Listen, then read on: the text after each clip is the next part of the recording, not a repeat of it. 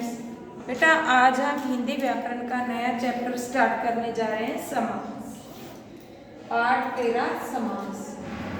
तो सबसे पहले ये जानना जरूरी है कि समास किसे कहते हैं। ठीक है, दो या दो से अधिक पदों के मेल को समास कहते हैं। दो या दो से अधिक पद। ठीक है, अब आप समझेंगे कैसे संधि और समास में अंतर करना। आपको संधि याद आ रही होगी कि संधि भी तो दो का मेल ही होता है, पर संधि तो वर्णों यानी अक्षरों का मेल होता है और इसमें दो पद होते हैं। उसमें अक्षर होते हैं, संधि में अक्षरों का मेल होता है और समास में शब्दों का मेल होता है। ठीक है, समास के कितने भेद होते हैं? समास के 6 भेद होते हैं। अव्ययी भाव समास, तत्पुरुष समास, कर्मधारय समास, द्विगु समास, द्वंद्व समास और बहुव्रीहि समास। ये 6 प्रकार के समास हैं, पर हम जो समास आपके लिए इजी रहेगा ज़्यादा, तो हम इजी से ही स्टार्ट करते हैं। तो बच्चों, द्वंद्व समास जो है सबसे ज़्यादा इजी होता है। द्वंद्व समास में जैसा कि नाम ही है द्वंद्व, मतलब प्रथम पद और उत्तर पद दोनों ही प्रधान होते हैं, मतलब दोनों ही मुख्य होते हैं। प्रथम पद,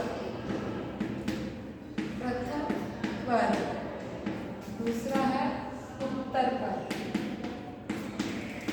प्रथम पद यानी कि पहले वाला, जो पहले वर्ड जो है, शब्द जो पहले लिखा है।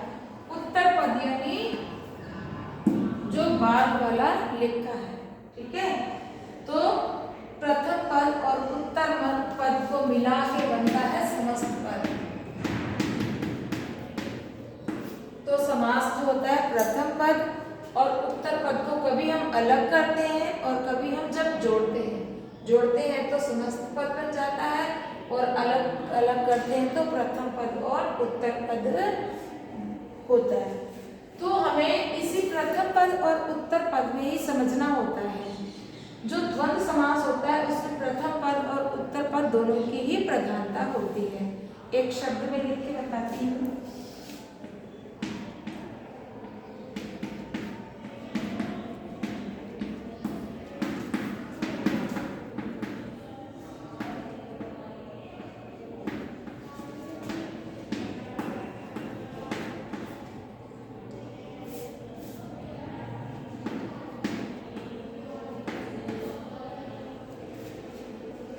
गंगा यमुना, गंगा प्लस यमुना। इसमें गंगा का भी जितना महत्व है उतना महत्व यमुना का भी है, तो इसको मिलाएंगे तो गंगा यमुना बन जाएगा।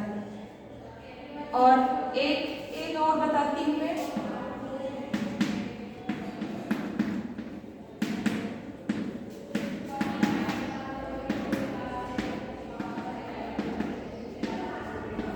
भाई बहन, भाई प्रथम पद भी जितना महत्वपूर्ण है उतना ही महत्वपूर्ण उत्तर पद है। उत्तर यानी बाद का पद। तो भाई बहन, तो जो है द्वंद्व समास में दिन रात, लाभ हानि, ठीक है, गंगा यमुना, भाई बहन, ठीक, इस प्रकार के शब्द आते हैं। तो इसकी पहचान कैसे होगी? उसमें और जब हम उसको अलग अलग करेंगे, उसको डिटेल में लिखेंगे, जैसे गंगा और यमुना, ठीक है, भाई और बहन, माता पिता, माता एवं पिता भी हो सकता है, माता और पिता भी हो सकता है। कि जब हम उसको डिफाइन करेंगे तो डिफाइन करने में ये वाले वर्ड्स आने चाहिए, तब हमें पता चलेगा कि ये जो है द्वंद्व समास है। द्वंद्व समास में दोनों ही पद प्रधान होते हैं, कोई किसी से कम या कोई किसी से ज्यादा नहीं होता।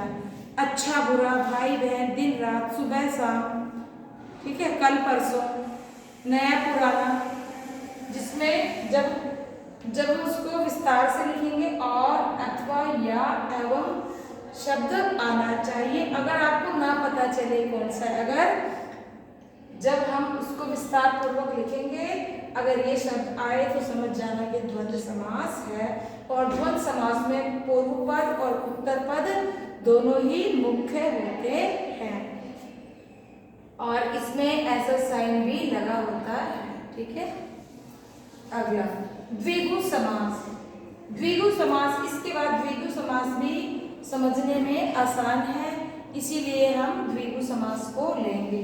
द्विगु समास में होता यह है कि पहला पद संख्यावाची होता है और मुख्यतः द्वितीय पद की होती है। तो इसको हम समझने की कोशिश करते हैं।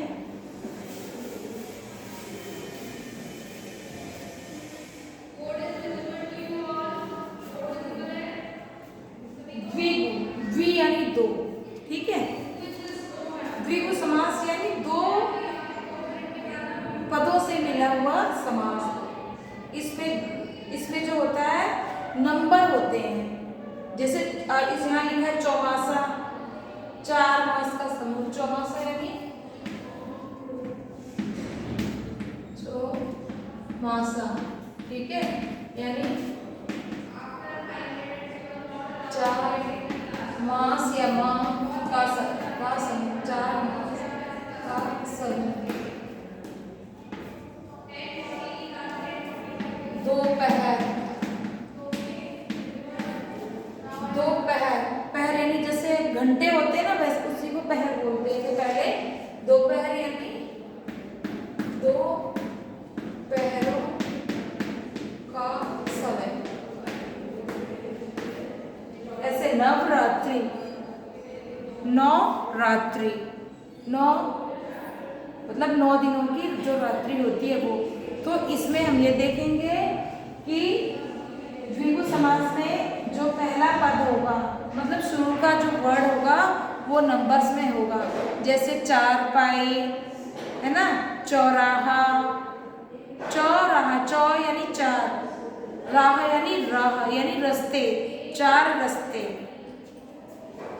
और चौमासा है, चौमासा यानी जब बारिश के जो दिन होते हैं, जब वर्षा ऋतु आती है तो उसको चौमासा भी बोलते हैं आम देहाती बोलचाल की भाषा में।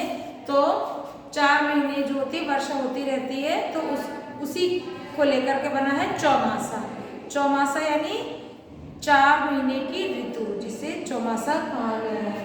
इसी तरह नवरात्रि, नव में 9 आया, रात्रि, ठीक है, तो यानी 9 रात्रियों का समय या दिन जो है उसके बारे में बताया गया है। दोपहर, 2 पहरों का समूह, 4 पाई, ठीक है, 4 पायों का समूह। इस प्रकार जिसमें जिस समास में पहला पद संख्यावाची हो और दूसरा उसके साथ जुड़ा हो, पर मुख्यता जो होगी उत्तर पद की होगी। खाली अगर हम चौ लिख देंगे, द्वि लिख देंगे तो खाली नंबर का क्या पता चलेगा। उसके साथ जब हम कोई वर्ड जोड़ेंगे तब हमें पता क्लियर होगा कि ये क्या पूछ रहा है, क्या बताया जा रहा है। तो इसके बाद हम अगला कल समझेंगे, कल की क्लास में।